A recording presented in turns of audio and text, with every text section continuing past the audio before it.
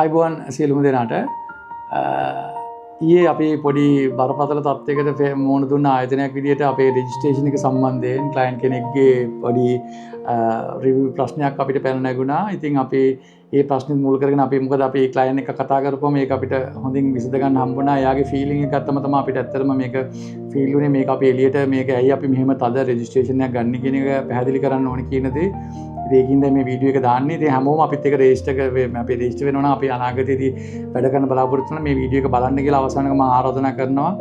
මේ සමහරවිට කට්ටිය අහනවා මේ අපේ කලිනුත් අහලා තියෙනවා මොකද්ද මේ තරම් මේ අම්මා තාත්තගේ වයිෆ්ලාගේ ෆෝන් නම්බර්ස් ඉල්ලන තරම් බරපතල මේ රෙජිස්ට්‍රේෂන් එක ඇයි මෙච්චර තදට බලන්න කියලා.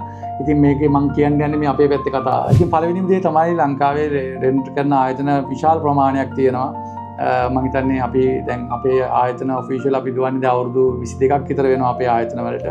ඒත් අපි පටන් ගන්න කාලේ නේද දැන් ගොඩක් ආයතන තියෙනවා. ඇත්තටම අපි දැන් අපි ආයතන දුවන්නේ මේ අවුරුදු 22ක විතර එක්ස්පීරියන්ස් එක අපි ගොඩක් අයත් එක්ක වැඩ කරලා ගොඩක් ප්‍රශ්න වල මුහුණ දීලා ඒ වගේ තත්ත්වවල තමයි අපි මේ තීරණ අරගෙන මේ රෙජිස්ට්‍රේෂන් හදාගෙන මේ ඇග්‍රීමන්ට් ෂීට් අස්සම් කරගෙන එහෙම දුවන්නේ.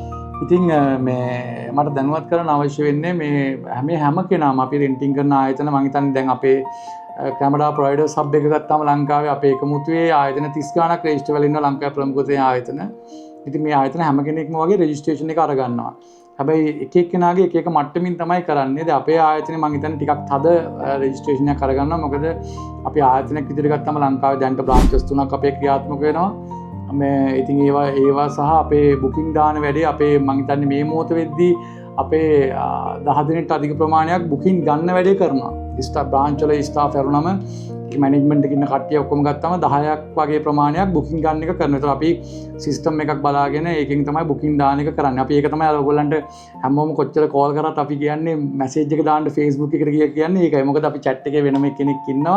එයා through තමයි අපි බලන්නේ කොයි කේවද කියන්නේ. මොකද එකම මොහොතේ එකම item එක ගොඩක් පිරිසක් ඉල්ලන්න පුළුවන්. අපි අර list කරගන්න priority කරගන්න තමයි අපි මැසේජ් එක දාන්න කියලා check කරන්නේ. ඉතින් ඒ තත්ත්වය උඩ ගද්දී අපිට මේ රෙජිස්ට්‍රේෂන් එක ක්ලයන්ට්ව අයිඩෙන්ටිෆයි කරගන්න එක හරියම වැදගත් දෙයක්. මම හිතන්නේ රෙන්ටින් කරන ආයතන ගත්තාම මේක ලොකු කොස්ට් එකක්. අනිත් එක තමයි මේකේ රිස්ක් එක 100%ක්ම රෙන්ට් කරන ආයතන සතුව තමයි තියෙන්නේ. මොකද ලංකාවේ කිසිම දෙයක ඉන්ෂුරන්ස් කම්පැනියක්වත් මේ අයිටම් එකක්වත් ඉන්ෂුරන්ස් කරන්නේ නැහැ. අපි තනිතනියම සහ රෙන්ටින් ප්‍රොවයිඩර් සබ් එක විදිහට ආයතන 35ක එකතුවක් තියෙනවා අපේ 35කට අධික ප්‍රමාණයක්. මම හිතන්නේ මට මතක විදිහට 35ට වැඩි ඒක.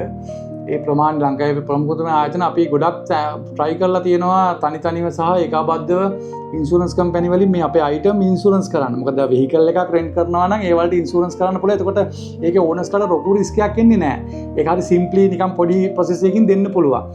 එකම දේ තියෙන්නේ මේ රෙන්ටින් කරන කම්පැනි එකට කැමරා රෙන්ට් වගේ සබ්ජෙක්ට් එකක් කරන්න බැරි ඉඳේ සම්පූර්ණම රිස්ක් එකම. ඒ මොනාරි පාඩුවක් වුණොත් ඒක සම්පූර්ණම ආයතනයට බලපානවා සහ ඒ ආසන්න දිනවල ඒ ආයතනෙන් සේවය ලබා ගන්න ඉන්න පාරිභෝගිකයන්ට ඒක බලපානවා. ඉතින් ඒකින්ද තමයි අපි හොඳ ක්ලයන්ට්ස්ලව ෆිල්ටර් කරගෙන රෙජිස්ට්‍රේෂන් කරන හරියටම දැනගෙන කරන්නේ. ඒත් එක්කම තමයි සොරකම්. ඉතින් සොරකම් වගේ දේවල් වලදී ඒ වලින් ප්‍රවේශම් වෙන්න තියෙන එකම දේ තමයි අපි ක්ලයන්ට්ස්ලා ඉන්නේ කොහෙද, ලොකේෂන් කොහෙද, යාළගේ ෆෝන් නම්බර්ස්, ඒගොල්ලන් හදිස්සියක් වුණොත් ගන්න පුළුවන් මේ හැමදේම පොදුවේ තමයි අපිට මොනිටර් කරන්න වෙන්නේ. අපිට මිනිස්සුන්ව ෆිල්ටර් කරන්න බෑ.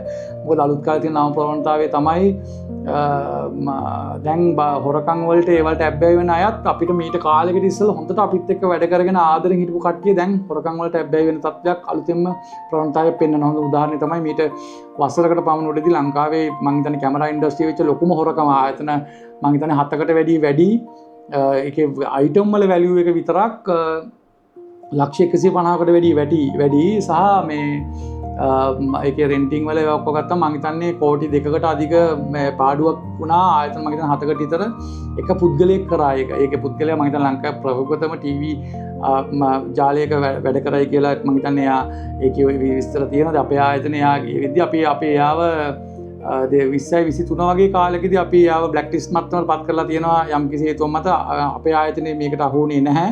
නමුත් ආයතන 7කට අධික ප්‍රමාණයක් මේකට අහු වුණා.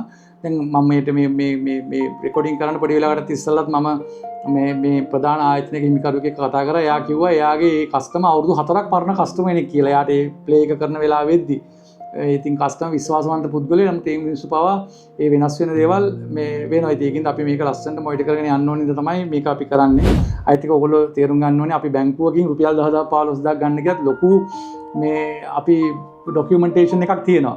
ඉතින් ඒ වගේම අපි ඕගොල්ලන්ට සාමපියල් 10000ක 15000ක රෙන්ට් එකක් ඕගොල්ලන්ට අයිටම් එකක් දුන්නොත් ඒ අයිටම් වල වැලියු එක ඇත්තටම හදලා බැලුවොත් ඒක අනිවාර්යයෙන්ම මම හිතන්නේ 1.5 මිලියන් 2 මිලියන් වගේ යන අයිටම් වල එකතුවක් තමයි එන්නේ. ඒතකොට අපිත් ඕගොල්ලන්ගේ පොඩි රෙජිස්ට්‍රේෂන් එකක් අරගෙන ඒක දෙන්නේ. ඒ වගේ මේ රිස්ක් එකක් තියාගෙන සහ ඒක අපිට ඒක අවශ්‍ය හින්දා තමයි අපි ඒක දෙන්නේ. මම පොඩ්ඩක් අපේ මේ රෙජිස්ට්‍රේෂන් එකේ තියෙන තැන් ටික පොඩ්ඩක් කතා කරන්න ඇයි ඒව අපි ගන්න කියන දේ. ඒතකොට ඕගොල්ලන්ට තේරෙයි අපි මේ කරන වැඩේ සාධාරණයි කියන දේ. රයිට් අපේ රෙජිස්ට්‍රේෂන් එකේ සම්පූර්ණ වෙලා පළවෙනියෙන්ම තියෙනවා මම හිතන්නේ ෆුල් නේම් එක තියෙනවා, NIC නම්බර් එක, date of birth එක, age එක, මේ වගේ දේවල් මම හිතන්නේ සාමාන්‍ය දේවල් ලොකු දේවල් නෙමෙයි. ඊට පස්සේ ඊමේල් ඇඩ්‍රස් එක තියෙනවා, ඉතින් හෝම් ඇඩ්‍රස් තියෙනවා, දිස්ත්‍රික්ක එකේ. ඊට පස්සේ ෆෝන් නම්බර්ස් අපි ඉල්ලනවා මිනිමම් 4ක්. ඒ කියන්නේ තමුන්ගේ ෆෝන් නම්බර්ස් එක්ක අනිවාර්යෙන්ම කසාද බැඳලා නම් වයිෆ්ගේ ෆෝන් නම්බර් එක හරි හස්බන්ඩ්ගේ ෆෝන් නම්බර් එක හරි ඕනේ. එහෙම නැත්නම් අම්මා තාත්තගේ ෆෝන් නම්බර්ස් එකක් එක්ක ෆෝන් නම්බර්ස් මිනිමම් 4ක්.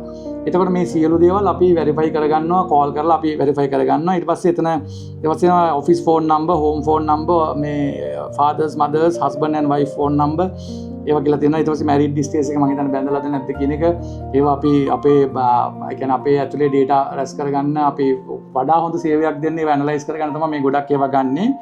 ඊට පස්සේ ආයෙ තියෙනවා NIC එකේ දෙපැත්තේ ෆොටෝස් සහ සෙල්ෆි ෆොටෝ එකක්. කිසිම දෙයක් එඩිට් කරන්න නැතුව ගත්ත සෙල්ෆි ෆොටෝ එක ගොඩක් කරලා අපි ඒක කොච්චර ආදිපත් අපි අලුතෙන් ක්ලයන්ට් කෙනෙක් ගාව අපි ආයතන ඇතුලේ ආයෙ ෆොටෝග්‍රාෆ් එකක් අරගෙන අපේ සිස්ටම් එකට දාගන්නවා.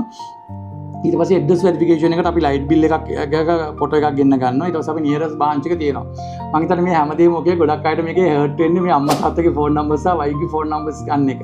පළවෙනි දේ තමයි මම කියන්න ඕනේ HD කැමරා ප්‍රයිවට් ලිමිටඩ් ආයතනය ඇතුලේ අම්මා තාත්තා සහ වයිෆ් හස්බන්ඩ් කියන ෆෝන් නම්බර්ස් වලට කාටවත් කන්ටැක්ට් කරන්න බෑ. ස්ටාෆ් එකේ ඉන්න 3 දෙනෙක්ට විතරයි පුළුවන්. ඩිරෙක්ටර් බෝඩ් එකේ එක්කෙනෙක් විදියට මට සහ කම්පැනි සෙක්‍රටරිට සහ ප්‍රධාන මේ කළමනාකාරතුමාට විතරයි අම්මා තාත්තා වයිෆ් කියන නම්බර්ස් තුනට කෝල් අරගන්න පුළුවන්. අනිත් ෆෝන් නම්බර්ස් එකක්වත් වැඩ කරන්නේ නැත්නම් විතරයි ඒක අපි කලෙක්ට් කරන්නේ.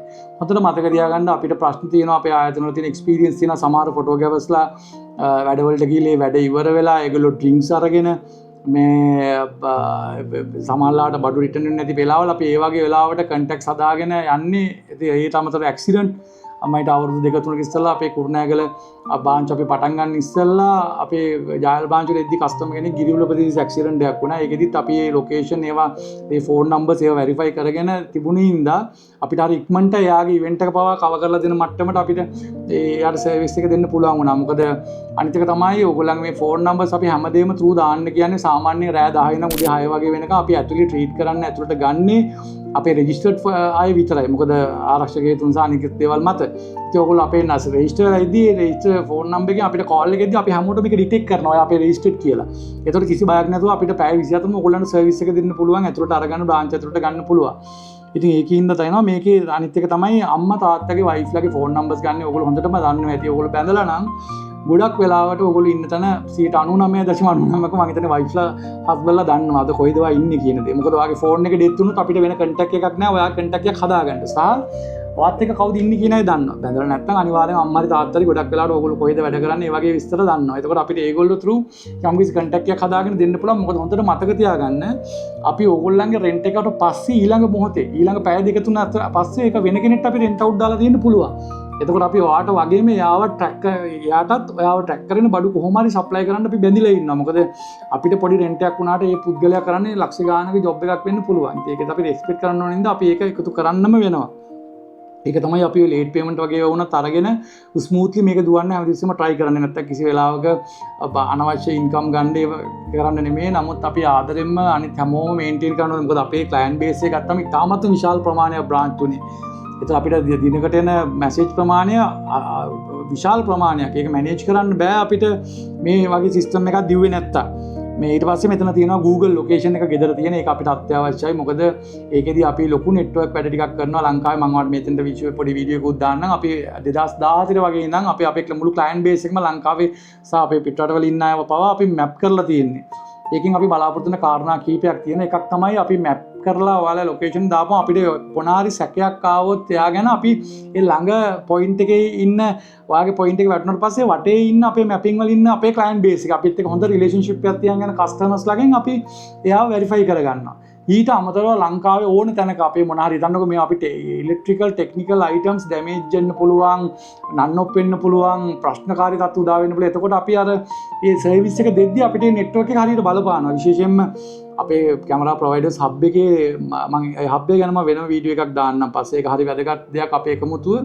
මේ හබ් එකේ තියෙනවා 35කට අධික ආයතන ප්‍රමාණයක් ලංකාව වටේම ඉන්න. ඒතකොට ඒගොල්ලෝ through සහ අපේ ක්ලයන්ට් බේස් එකතු වෙලා තමයි අපි අර ප්‍රොඩක්ෂන් එක කරන්නේ. මොකද සමහරවිට දුරක හිටියොත් එයාට අපිට සප්ලයි එක දී ගන්න බැරි වෙන්න පුළුවන් ෂණිකව එයාගේ වැඩේ කරගන්න. මොකද අපි අපි වගකීමක් තියෙනවා ඒ අපේ රෙන්ට් අරන් ගිහලා අයිටම් වල කරන වැඩේට සුරක්ෂිතතාවයක් ඇති කරන්න. ඉතින් ඒක සහ අනිත් එක සමහර වෙලාවට අපේ වාහනයක ටයර් එකක් ගියාම පවා අපි මැපින් එකෙන් ප්‍රයෝජන ගන්න තියෙනවා. මොකද සමහරට එතන ඉඳන් පොසිෂන් එක බලද්දි වටේම අපේ ක්ලයන්ට්ස් ලෙද්දි එක කෝල් එකකින් අපිට උදව් කරනවා මේ මෙන්න මෙතන පොයින්ට් එකක් තියෙනවා සර්විස් කරගන්න. ඒ වගේ ඒවා ලොකු ප්‍රතිඵල ගොඩක් ගන්න. ඉතින් අපි ඒක කරන්නේ Google location එක map. ඒ වගේ ප්‍රශ්න ගොඩක් එක තමයි මේවා කරන්නේ. ඉතින් හැමෝම මේ ගැන වෛරෙන් බලන්න යන්න එපා. මේ හැමෝම මේ මොකද බැංකුවකින් පොඩි මුදලක් ගන්න කියලා ලොකු ඩොකියුමන්ටේෂන් එකක් කරනවා. කවුරුත් එක වචනයක්වත් අහන්නේ නැහැ. ඉතින් ඒ වගේ අපිත් ඔයගොල්ලන් ලක්ෂ ගණන් වල අයිටම් තමයි රෙන්ට් කරලා වැඩේ කරන්න දෙන්නේ. මොකද මේවා අපි පටන් ගන්න කාලේ අපිටත් තිබුණු අලුතෙන් තමයි අපි කොච්චර ඉගෙනගෙන තිබුණත් ඉන්ඩස්ට්‍රි එකේ අපිට වැඩ කරගන්න අයිටම් නේ. අපි ඒවා තමයි මාකට් කරන්නේ. අරගෙන අපි අවුරුදු 20කට 22කට කලින් පටන් ගන්න කාලේ ඉච්චර ආයතන තිබුණත් ඒ කාලවල අපි ඒ රිස්ක් එක අරගෙන ගත්තේ ටෙක්නිකල් ඉක්විප්මන්ට්. දැන් රෙන්ට් කරන ආයතන අති විශාල ප්‍රමාණයක් මේ රිස්ක් එක අරගෙන ඒගොල්ලෝ එළියට ඇවිල්ලා තියෙනවා. ඉතින් ඒගොල්ලන්ගේ අයිටම් වලින් ඕගොල්ලන්ට එක රුපියලක්වත් හිර කරගන්නේ නැතුව. මොකද රෙන්ට් කරන ආයතනයක් කියන්නේ කෝටි ගානක අයිටම් මේගොල්ලෝ ගොඩක් වෙලාවට ප්‍රධාන ආයතන ඇතුලේ මේ අරගෙන තියන් ඉන්නවා. ඕගොල්ලෝ වෙනුවෙන් මේන්ටේන් කරනවා. ඉතින් ඒක ස්මූත්ලි දුවන්න ඕනේ. ඒක තමයි රෙජිස්ට්‍රේෂන් එකේ තියෙන මේ තත්ත්වය. ඒකින්ද ඒක හිතන්න ඒ ගන්න හැම එකකටම හේතුවක් තියෙනවා. ඔයාලගේ වයිෆ්ලාගේ අම්මා තාත්තාගේ මේ ඒ ෆෝන් නම්බර්ස් ගන්න ඕගොල්ලන්ට හදිස්සියක් වුණා ෆෝන් එක ඩෙත් වුණොත් අපි ඊළඟ සප්ලයි එක දෙන්න නෙට්වර්ක් එකක් හදාගන්න. ඔයාගේ ළඟට වගේ යාළුවා කවුද ඉන්නවත් එක්ක අහලා ඒ මාර්ගින් හරි කන්ටැක්ට් කරලා සර්විස් එක දෙන්න. මොකද ඔයාටත් අපි අයිටම් එක දෙන්නේ ඔයාට ඉස්සෙල්ලා අරන් යන කස්ටමර්ගේ ඒ සර්විස් එකේ ගැරන්ටි එක අපි රෙජිස්ට්‍රේෂන් එකකින් තියාගෙන. ඒකින්ද කවුරුත් වෛර කරන්න යන්න එපා. සමහරලාට රෙන්ට් කරන ආයතන තරංකාලි ගහනවා. සමහර ආයතන දුර ටෙලිෆෝන් නම්බර්ස් මේ වයිෆ්ගේ ගර්ල්ෆ්‍රෙන්ඩ්ගේ නම්බර්ස් පවා ඉල්ලනවා කියලා. අපි ගර්ල්ෆ්‍රෙන්ඩ්ගේ නම්බර්ස් නම් කවදාවත් ඉල්ලන්නේ නැහැ. අපි ඉල්ලන්නේ වයිෆ්ගේ නම්බර්ස් විතරයි, ඔෆිෂියල් වයිෆ්ගේ. මේ ඉතින් ඒ ගන්නේ මේ හේතුවෙන්ද. ඉතින් මේක තව දෙයක් කියන්න ඕනේ. HD කැමරා ප්‍රයිවට් ලිමිටඩ් ආයතනේ අපි අවසාන අපේ ආයතනේ හොරකම් වෙලා තියෙන්නේ 2017 වසරේදී. ඒ කියන්නේ මීට අවුරුදු 9කට වගේ උඩදී. මේ වෙනකන් කිසිම හොරකමක් අපේ ආයතන වාර්තා වෙලා නැහැ. ඒකට හේතුව තමයි මම හිතන්නේ මේ රෙජිස්ට්‍රේෂන්. මේක අපි මේ විදිහට ගන්නෙත් ඒකින්ද අපි රෙජිස්ට්‍රේෂන් අපිට Google ෆෝම් එකක් දාලා හරි අපේ වෙබ්සයිට් එක ප්ලැට්ෆෝම් එකක් දීලා රෙජිස්ටර් කරගන්න පුළුවන් නෑ. අපි බලනවා Facebook එකට දාලා අපි එයා ටයිප් කරන විදිහ ඒකිනුත් අපිට කස්ටම්ගේ පිළිවෙල ඒවා ටිකක් අයිඩෙන්ටිෆයි කරගන්න පුළුවන්. ඉතින් අතට අපි ඒවත් ස්ටඩි කරගන්නවා ඇතුළේ. නැත්නම් අපිට පරි සිම්පල් Google sheet එකක් වගේ දාලා හරි ගන්න එක. නමුත් අපි අර විදිහට කරන්නේ එයා ඉවසීමෙන් ඒක දාන එකත් අපි ස්ටඩි කරගන්නවා ඇත්තටම. ඉතින් ඒකයි අනිත් එක තමයි අපි Facebook එක ගන්න. අයිය අපි WhatsApp ගන්නේ නැත්තේ. මේ WhatsApp ගන්න නැත්තේ WhatsApp ඕන කෙනෙක්ට මකන්න පුළුවන් කරන්න පුළුවන්. Facebook එකේ එහෙම නෑ. Meta එකේ ගත්තම one side විතරයි ඕනනම් මකා ගන්න පුළුවන්. හැමතිස්සෙම සාක්ෂි තුරනවා. අපිත් නීතියෙන් බැඳෙනවා. ඒගොල්ලොත් නීතියෙන් බැඳෙනවා. ඒකින්ද හැමෝම තේරුම් ගන්න.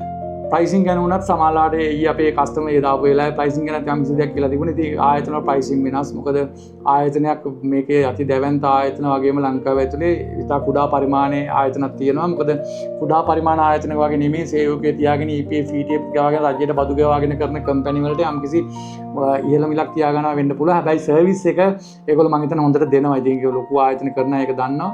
ඉතින් පොඩි අයට පැවැත්මක් තියෙන. ඒකින්ද කිසිම තරහක් නැහැ. අපි කාගෙන් බඩු ගත්තත් රෙන්ට් ප්‍රොවයිඩර්ස් හබ් එකේ අපි හැමතිස්සෙම අපි කිසි කෙනෙක්ගෙන් ගත්තට අපි අයිතක් හිතන්නේ නැහැ. අපි හැමෝම බිස්නස් එක කරන්නේ. ඉතින් ඕන කෙනෙක්ට තේරුම් ගන්න පුළුවන් සර්විස් එක 24 hours සර්විස් අපි බ්‍රාන්චස් දාගෙන ඒවල ස්ටාෆ් මේන්ටේන් කරගෙන පැය 24ම කමියුනිකේට් තියාගෙන ඒවත් වදී යම් කිසි කොස්ට් එකක් තියෙන. ඒතර ඒවත් එක්ක තමයි යම් කිසි අයිටම් වල ප්‍රයිසිං යන්නේ. හැබැයි ඉතින් අපි තාමත්ම හොඳ ඔෆර්ස් දෙනවා කස්ටමර්ස්ට. ඒවා සෝෂල් මීඩියා through ගන්න පුළුවන්. ඒක තමයි මට කියන්න ඕනලා තිබුණේ. කවුරුත් වෛරීව ගන්න එපා. රෙජිස්ට්‍රේෂන් එක බරපතලයි. ඒක සිම්පල් තියෙන ආයතන තියෙනවා ඕන තරම්. ඒවත් එක්ක වැඩ කරන්න පුළුවන්.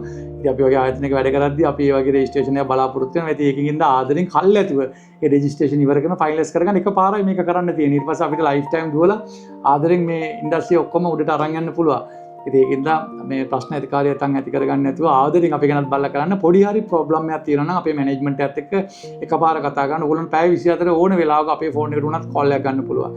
දෙපාරක් හිතන්න එපා කෝල් එක දෙන්න. ඉතරිද්ද ගන්න එපා. ආදරෙන් වැඩ කරන්න. තරහා ගියොත් මොනාරි වුණොත් අපිත් එක්ක නෙගෝෂিয়েට් කරන්න. අපි ඔයගොල්ලොත් එක්ක ආදරෙන් දිගටම බැඳිලා ඉන්න පොරොන්දු වෙනවා. ගොඩක් ස්තුතියි මේක අහන් හිටියට. හැමෝටම ජය වේවා.